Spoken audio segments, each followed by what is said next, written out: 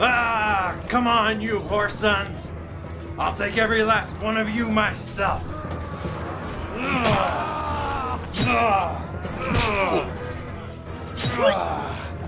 Is that all you've got?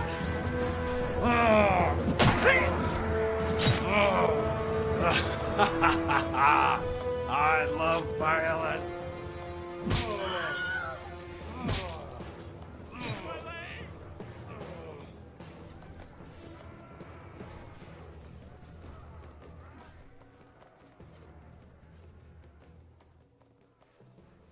Hey, Father, I was gonna go to the food merchant and pick us up some dinner. Did you want me to get you something? No. Okay. Not even some mint chocolate chip ice cream? I said no, boy. Alright, you know what, Dad? I've had it. You've always got some kind of attitude with me, even when I'm trying to be nice. What the hell is wrong with you? Why can't you ever show me just a little respect? I guess... What? I guess this whole being a dad thing isn't something I've ever really been good at.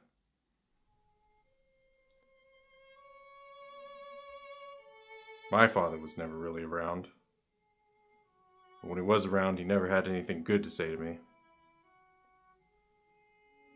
Suppose I never really learned what being a father looks like. When I went into the military at a young age, all that anger I had inside was beaten out of me, turned into discipline. After that, I just kept going, killing. My life was just conflict. I never even thought I'd live to see a child of my own. When I look back on it, I never really felt joy until I met your mother. Now she's gone.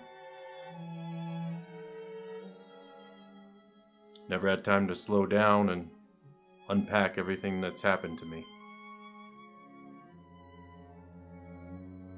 I feel so much guilt. I'm sorry, son. I'm so sorry. I guess at some point I just gave up on being happy. Now it's affecting you. My bitterness, my trauma, it's becoming yours.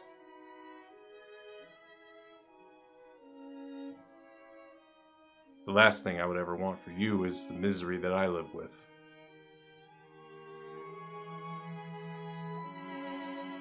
I'll try to do better. Wow, Dad, I don't know what to say. I had no idea.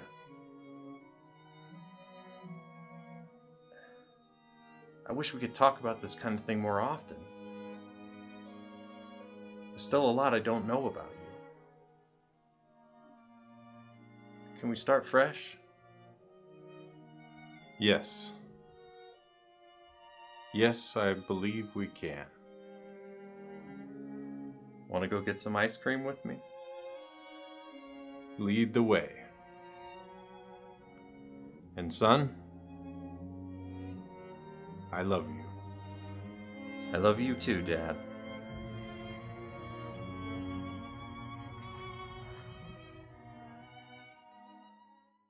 The God of War series has always been a great hack-and-slash franchise, permeated by a fairly simple storyline. Previous entries were basically standard heroes' journeys, focusing on Kratos and his quest for revenge against the Greek gods. What does this title in the series do differently to tell the tale of Kratos and Boy? The answer to that is almost everything. The 2018 reboot ties into the other God of War games, but what makes it interesting is its level of focus on the characters. We see examinations of the challenges of parenting, grief, and generational trauma. Elevating itself beyond the trope of local man literally too angry to die, God of War 2018 becomes more like The Last of Us narratively. In my video about Deus Ex, I asked the question of why we study the classics of art. In my answer, I left out a big component, the fact that almost all of our popular culture is influenced by the stories and art created over the last 3,000 plus years. The hero's journey, as solidified in Homer's Odyssey, still holds as much relevance today as it did when it was written in the 8th century BCE. The Wizard of Oz, The Lord of the Rings, Star Wars, The Matrix, Harry Potter, all tales that follow the structure of an everyday person starting in a familiar world, sailing out into the unknown to face challenges, and returning to the familiar world a hero. Ancient mythology ties us back to many literary and cinematic heavyweights. God of War is certainly no different. From this perspective, the story structure is pretty run-of-the-mill, but its intimate look at the main characters and their transformations is what makes it engaging. Not to mention the environments, combat, scavenger hunts, and music. It's a fable that must be experienced at least once, and I cannot recommend enough. In this video, we will examine all the elements of the game that make it stand out as more than just a reboot, but rather a reinvigoration. Let's begin briefly with the development. Santa Monica Studio of Los Angeles, California, the design team behind a game called Kinetica and every console version of the God of War series, brought on a majority of the members who worked on the previous entries. Officially announced at E3 2016, development had already been going on for 2 years prior. Cory Barlog, the creative director at SMS, was brought on to the project. Having directed the critically acclaimed God of War 2 and being heavily involved with the development of the other games, he was the best choice to lead, according to head of SMS, Shannon Studstill. The setting of pre-Viking Scandinavia was chosen over ancient Egypt. Barlog mentioned Egypt wouldn't have been sparse or isolated enough to tell Kratos' story quite so closely. The decisions to make the game single shot, meaning no camera cuts, and over the shoulder instead of fixed camera angles like in the previous games, presented significant hurdles for the team. The only other game attempting the single shot method at the time was Hellblade: Senua's Sacrifice, which released only 8 months before God of War 2018, so it was a fresh idea. Most of the time in film and games, dialogue is shot with 2 or more angles that switch between the camera perspectives to focus on the person talking at the moment or the reactions of the other characters. In some classic films, a scene is written to play out in one long, highly choreographed shot, as opposed to many different shots edited together. It's both impressive to watch and allows the viewer to plant themselves in the scene, almost like you're walking alongside the characters. Game developers face some similar challenges to film direction when creating one cutscene like this. To make an entire game of it was a tremendous task. After loading up your save file, there are no more loading screens. A lot of creative tricks have to be applied for that to work smoothly. Many risks were taken in the redesign of the God of War formula, and it took 5 years total to complete. If you want a really in-depth making of documentary, check out the 2-hour-long Raising Kratos on PlayStation's YouTube channel. Being that Kratos basically destroyed all of Greece in his battles with the Pantheon, he has since moved to the mythological realm of Midgard. It's implied that every culture's mythologies exist in this world, only separated by geography. Throughout the campaign, you are given access to 6 of the 9 realms. Each realm exists in the same physical space, but separate of the others, in a multiverse style. Midgard is an alpine setting, full of mountains, evergreen trees, and snow. Different realms present vastly different environments, ranging from flaming hellscapes to fantastical forests. Midgard is Odin's territory, Odin basically being the Aesir version of Zeus. Odin and his sons Thor and Balder work to gain and maintain control of the 9 realms. Thor comes up in conversations pretty frequently, and a lot of people have beef with him. Apparently, he really enjoys fighting with other gods and starting drama. He's presented in a very different light than in the Marvel movies. God of War is described as loosely based on Norse mythology, so don't take much stock in there being 100% accuracy when learning the lore of this world, or for that matter, any other contemporary story based on it. The characters are all very fleshed out and memorable personalities. We're given enough backstory to understand their motivations. The actual mythos of the Aesir gods is so complex, you'd need a PhD just to understand it all. Things are kept fairly straightforward for us smooth-brained individuals who don't want to take months unraveling the complex web of fathers, mothers, sons, aunts, uncles, and cousins of Odin's. At this point, I'm going to go over the story, including spoilers, so skip to this time code to avoid those. I'll give y'all a moment.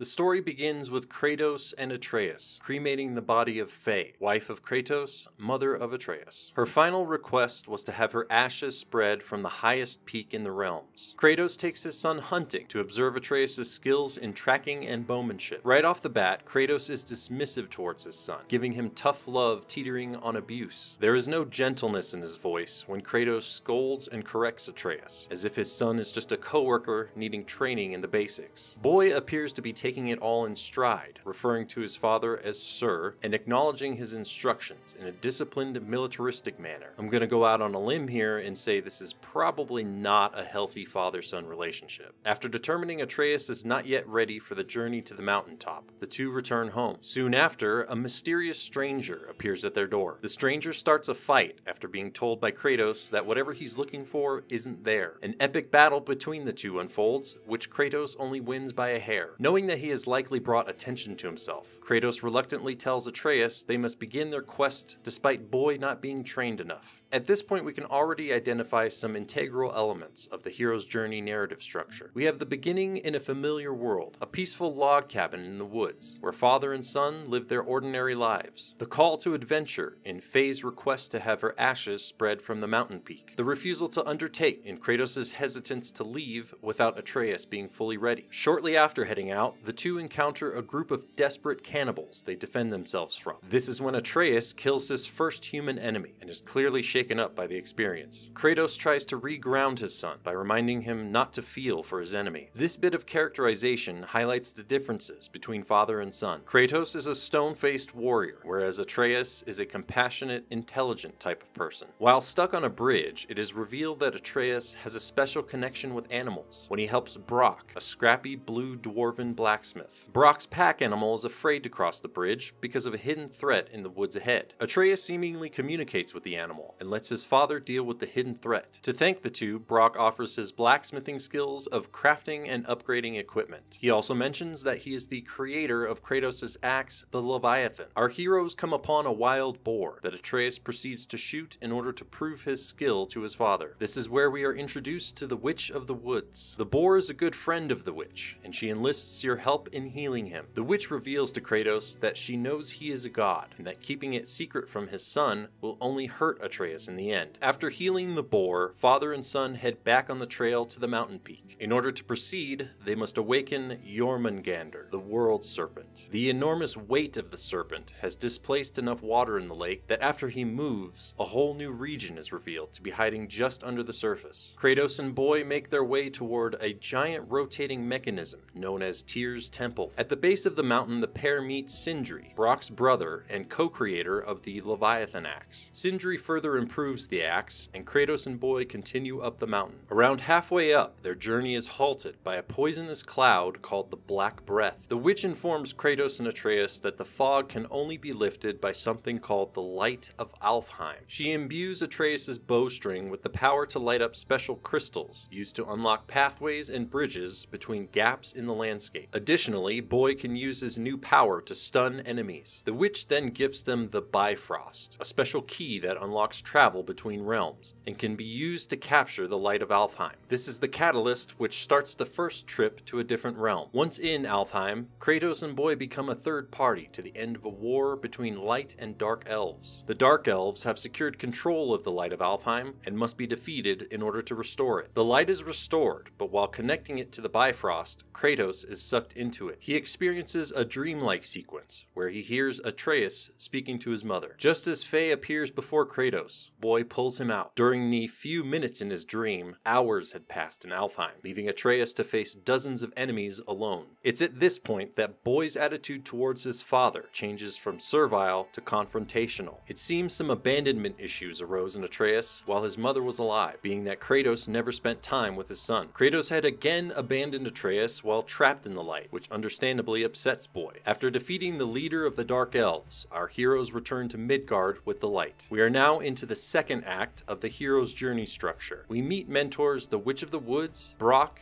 and Sindri. Kratos himself acts as a mentor for Atreus, teaching him life lessons and combat. By traveling to the realm of Alfheim, we cross the point of no return, due to needing the light in order to go back to Midgard. This is where our characters have gone from the known world to the unknown world. They dispel the black breath and proceed further up the mountain, where the Bifrost has become their torch in the darkness. At the peak of the mountain, the two overhear a conversation between four parties. Two of them are Magni and Modi, sons of Thor and grandsons of Odin. One is the mysterious stranger, who is revealed to be Baldur, the all but invincible son of Odin. The last party, who appears tangled in tree branches, tells them all off after they try to extract information on Kratos and Atreus. After Uncle Baldur and his nephews leave, the man in the tree introduces himself as Mimir, the smartest man in the world. Mimir tells Kratos and Atreus that the true highest peak in all the realms is in Jotunheim, land of the giants. Only with his help can Kratos and Boy find the secret rune to open the gate to Jotunheim. Being confined to a tree trunk, Mimir's only escape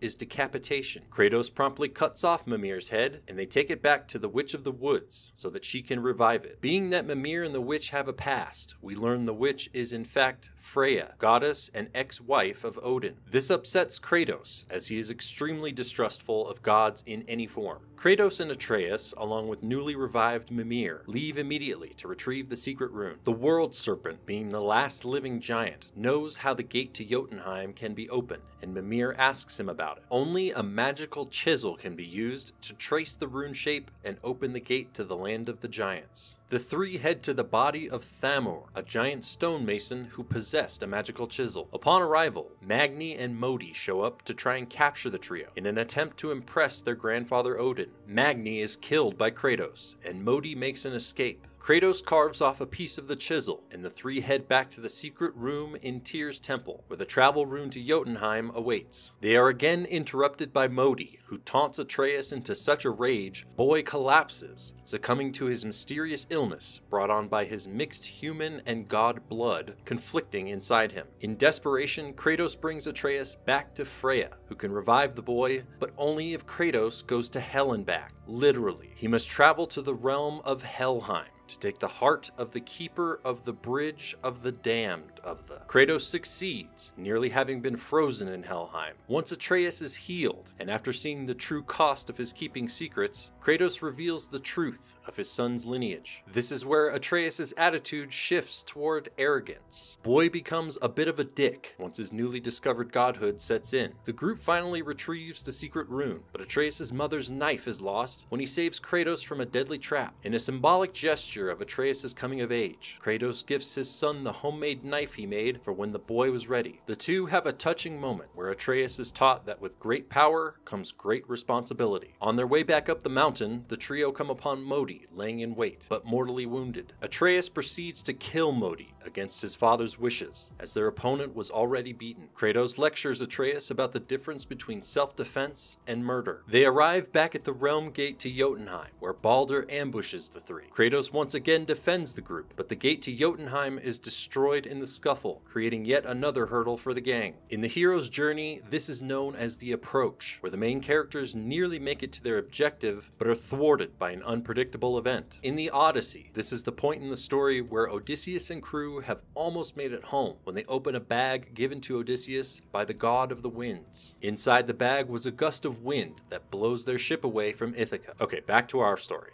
Baldur captures Boy and brings him to the realm travel room, where he intends to open the gate to Asgard, potentially bringing Odin into the picture. At the last second, Kratos is able to stop the lock-in sequence, but it causes the four of them to be cast into Helheim. In Hell, all but Mimir experience dark visions meant to torment the criminal occupants of the realm. Here we learn that Freya is Baldur's mother, and she gave Baldur the curse of invincibility, for which he resents her. The curse removed Baldur's ability to feel any physical pain or pleasure. The gang takes a flying ship back to the realm travel room, where they return to Midgard to continue the journey. Finally, inside Tyr's hidden chamber, they must basically flip all of reality on its head to gain access to the realm gate to Jotunheim. In order to focus the beam that unlocks the gate, the team needs to get Mimir's other eye, which happens to be in the stomach of the World Serpent. The gang proceeds into the mouth of Jormungandr and acquires the second eye, a la Jonah and the whale,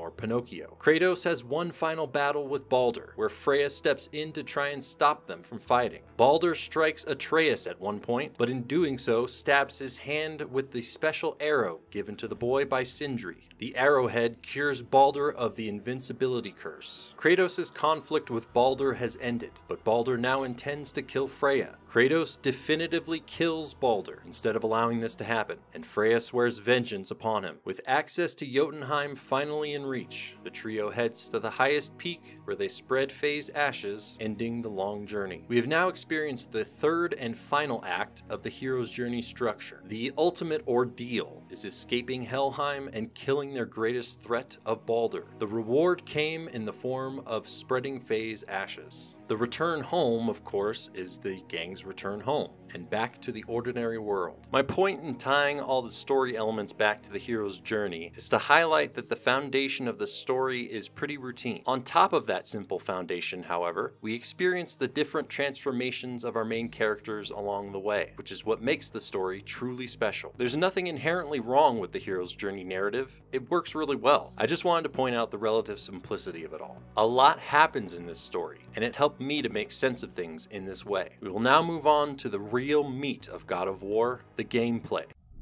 Oh, what is this now? Is this an RPG? I gotta micromanage everything by buying skills with XP?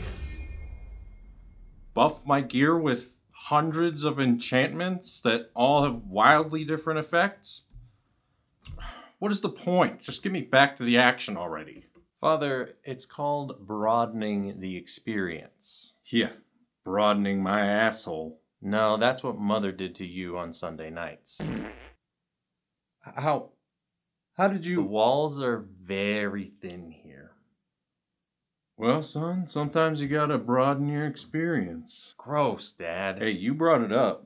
The reason I say this isn't your dad's hack and slash is because of all the RPG overhauls made to the game. We now have a level system that is a bit different from any other I've experienced, and took some getting used to. Normally in an RPG, you level up when you've gained enough XP, which will give you skill points used to unlock your different skills. In God of War, your level is actually tied into the equipment you use. When crafting new gear at Brock or Sindri's, you will see either green up or red down arrows appear next to your level. The green up arrow means the gear you have selected will contribute to your leveling up, with the down arrow meaning the opposite. This means you can actually level down based on your loadout. It's a very weird system that I'm not sure I like. There are certain armor sets that I find cooler than others, that I'm not really allowed to wear past a certain point if I want to face the stronger enemies. I would have liked to have had a gear swap system that allows you to wear the armor of your choice, but with the upgrades of the newer sets that level up Kratos. This is a pretty standard feature in MMOs. Your XP is what you use to buy and upgrade your skills with your weapons, shield, and Atreus' bow. Not necessarily a bad system, but once you've acquired every skill, XP kind of becomes useless. You can turn XP into hack silver at a certain point, which is the game's version of currency. The problem with that is if you are opening chests, you'll have more hack silver than you can spend by the end of the storyline. I think the next game will need a big rebalance of these mechanics so that you aren't carrying around a bunch of unspendable XP and hack silver. What's the point of being rich if you can't spend your money? Ultimately, I see that the developers were trying to make the game a bit more engaging,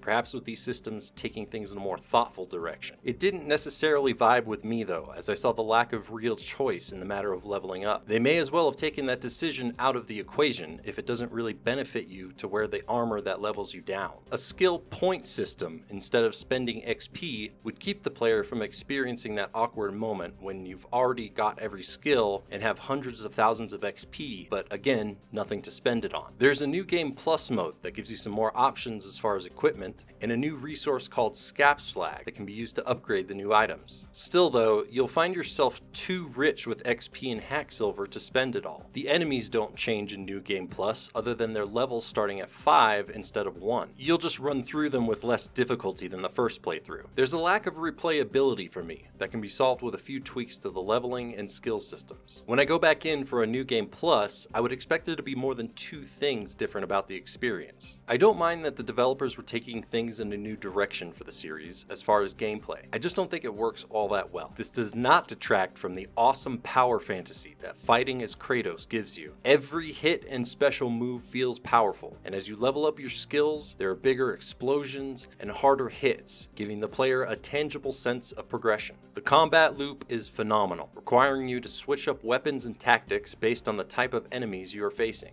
This can get really tricky when you have 3 or more enemy types to face at once. One recommendation: turn down the vibration level of the controller. That bitch is going to be shaking so hard, so often, it'll make the controller feel like a jackhammer. Contributing to the incredible feelings of smashing and slicing, of course, are the sound effects and music. From the sounds of giant boulders cracking from all the punching,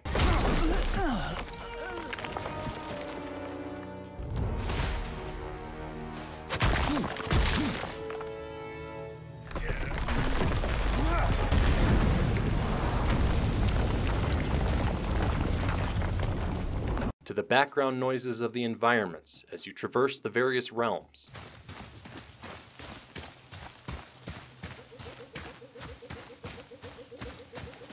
Everything sounds phenomenal. Landing hits on enemies gives a satisfying combination of crunching and chopping sounds.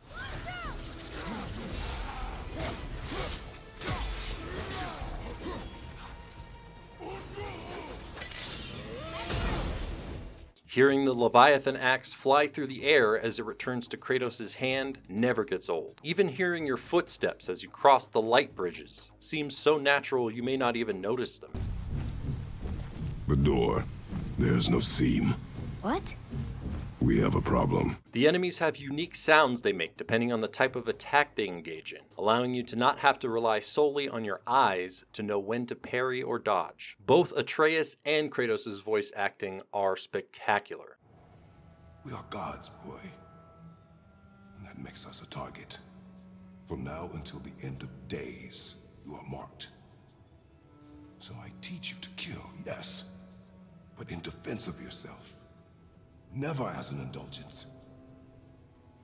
Nobody cared about him anyways. What's the difference? There are consequences to killing a god! Why? How do you know? How do you know? Watch your tone, boy.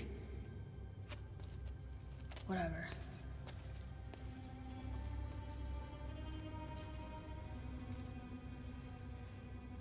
Usually when kids act in a film or voice act, you can tell that they maybe didn't get a clarity of direction for their characters. The acting can be a bit flat. Kids generally aren't experienced actors, of course, so to get a great performance is pretty miraculous. Gotta give props to Sonny Suljic for his Atreus. Everyone likes to talk about Christopher Judge as Kratos, because, duh, he does fan-fucking-tastically. But you can't forget Atreus. Really, everyone on the voice cast did excellent work. No character at any point felt off in their line deliveries. Of course, you've got vocal titans like Nolan North and Troy Baker on the team, but Danielle Bisutti does a great Freya for her first entry into video game voiceovers. She's been in the acting game for a while, but that doesn't always translate to good voice acting. Case in point, Peter Dinklage's Ghost from Destiny 2. The music was written by Bear McCreary, whose previous works include Battlestar Galactica, Outlander, and The Walking Dead. I'm sure by now you've heard this theme once or twice from the advertising for this game. The soundtrack is iconic. McCreary studied and trained under Elmer Bernstein, who himself wrote the music for over 150 films, including The Great Escape, True Grit, and Ghostbusters. For his work on God of War, Bear won a BAFTA award, which is pretty much the British Oscars. Now, I would get deep into the graphics, but I mean, just look at it.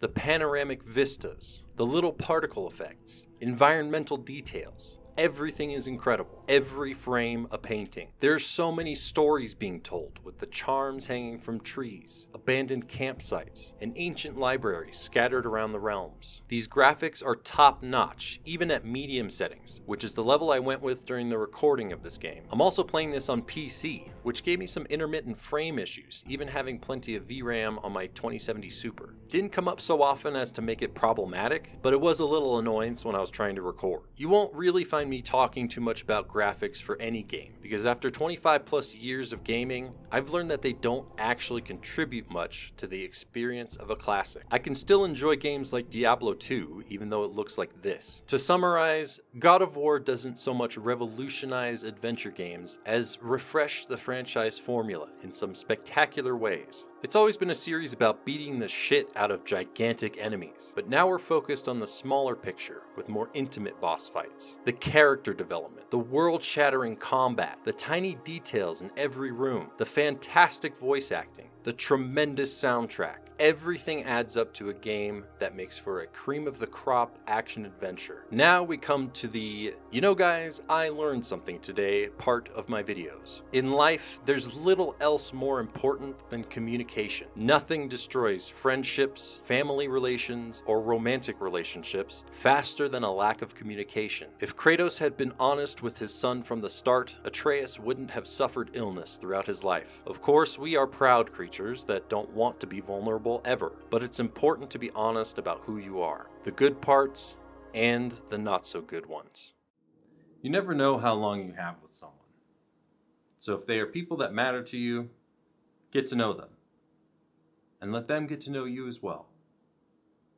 Thanks for watching. I still don't have a catchphrase.